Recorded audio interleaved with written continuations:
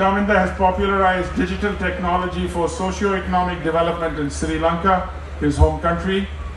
With 2 decades of experience in industry, academia, and consultancy in over 20 countries in Asia, Africa, and Europe, Chaminda is co-founder and director of Fab Lanka Foundation, a social enterprise, and also CEO, managing director, Dil Consultancy, a research and management consultancy in Sri Lanka.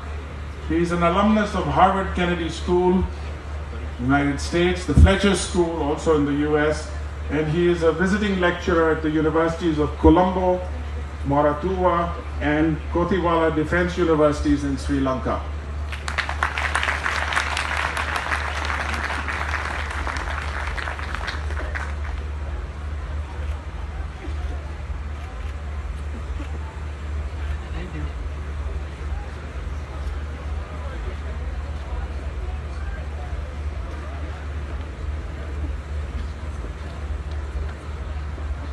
Now it's my pleasure.